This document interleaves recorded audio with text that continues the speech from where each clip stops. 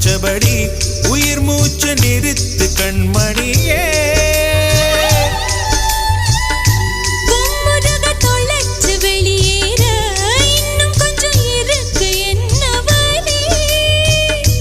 மழை அடிக்கும் சிறு பேச்சு, வெயில் அடிக்கும் ஒரு பார்வை, உடம்பு மண்ணில் புதையிற வரையில் உடன் வரக்கூடுமோ? என்னோடு இருக்கையிலே நீ மண்ணோடு போவதெங்கே? அடவும் சீவனில் நான் இல்லையா? கொல்ல வந்த மரணம் கூட குழம்பும் ஐயா.